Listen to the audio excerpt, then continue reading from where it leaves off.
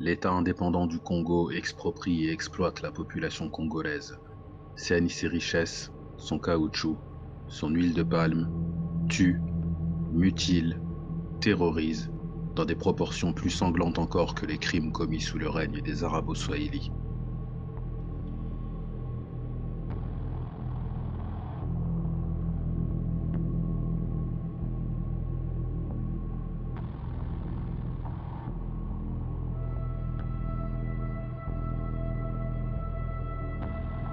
Au Maniema et sur les anciens territoires arabes, les fils, les filles, les frères et les sœurs de ceux qui régnaient autrefois sont parqués par quartiers et groupements par l'administration coloniale. Les arabisés, comme les Belges appellent ces autochtones convertis à l'islam, et tout fidèles musulmans de cette partie du pays vont désormais subir la persécution du Congo belge.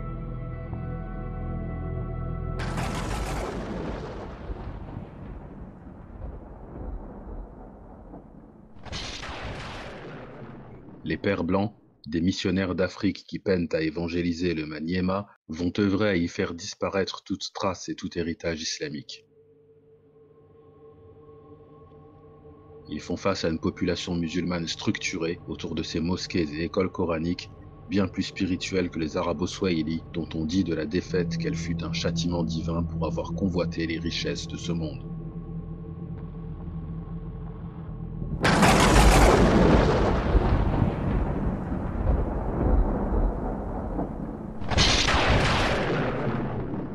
Les Pères Blancs apprennent le Kiswahili et font traduire des exemplaires de la Bible qu'ils diffusent au sein des populations autochtones.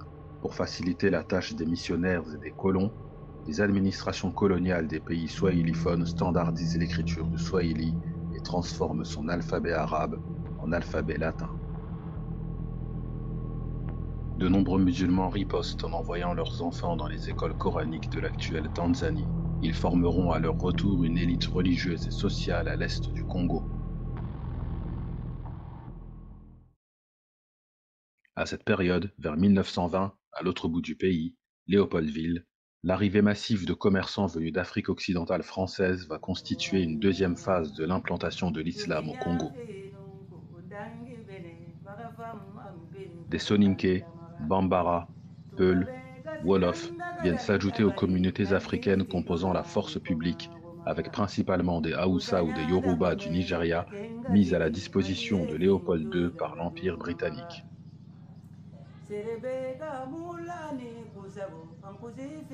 En 1926, la mosquée centrale d'Issoké est construite. Multiculturelle, elle est sous l'influence majoritaire de Nigérians anglophones.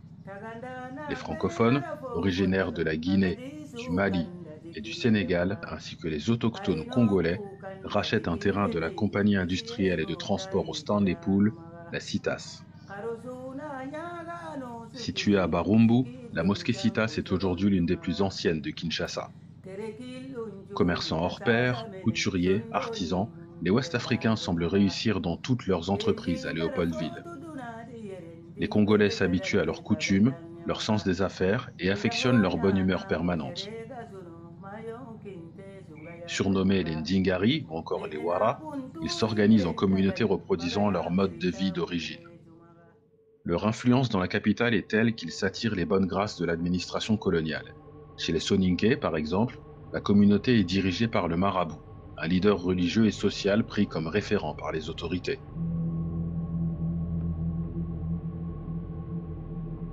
Mamadou Diakso Tandjigora est ainsi considéré comme le premier juge islamique de Léopoldville. Les Ouest-Africains suivent le rite malikite, qui comporte de légères différences avec le rite chaféite, importé par les Arabo-Swahili à l'est du pays. Leur appétit commercial, surtout celui des Soninké, les pousse à se répartir sur toute l'étendue du Congo belge. Dans le même temps, l'Église va continuer à influencer les administrateurs coloniaux dans leur politique hostile aux musulmans du Maniema. De retour de l'étranger, une vague de prédicateurs et d'imams insuffle un nouvel élan spirituel au Maniema jusqu'à revendiquer des droits politiques. Face à ce qu'ils considèrent comme une menace, Monseigneur Victor Rollins, vicaire apostolique et évêque du Haut-Congo, demande au ministère des colonies de réagir fermement. Pour freiner ce mouvement qu'elle juge contraire à sa mission civilisatrice, la Belgique prend une série de mesures répressives contre les musulmans. L'interdiction de territoire pour les musulmans étrangers, la déportation des leaders musulmans hors du Maniema, qui entraîne en 1936 la mort des imams Akida Kangala et Amissi bin Youssouf. Au-delà de l'école primaire, les enfants musulmans sont contraints de se faire baptiser et d'abandonner l'islam et ses rites pour intégrer les écoles missionnaires.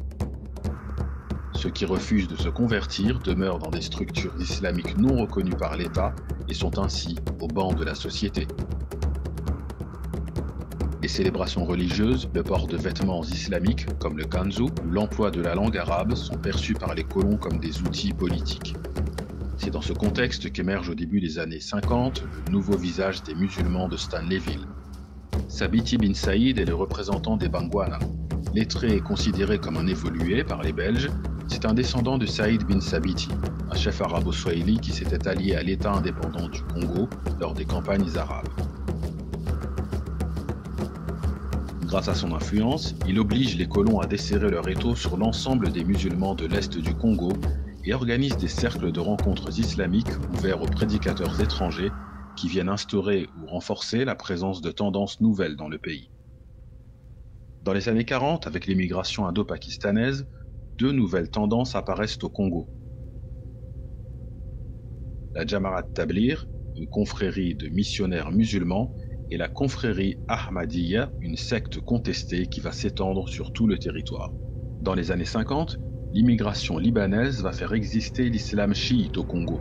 Importé de manière minoritaire par les commerçants perses du temps des arabo-swahili, le chiisme se développe désormais grâce aux prédicateurs libanais et iraniens. Peu avant l'indépendance, ça sera l'essor des prédicateurs venus du Golfe, qui se feront appeler les Tawahidi, en référence à leur insistance sur le Tawhid dans leurs sermons, notion centrale de l'unicité d'Allah en islam. Ces derniers, que l'on nommera par la suite les Salafis, entreront en opposition avec la totalité des tendances de l'islam présentes au Congo avant eux.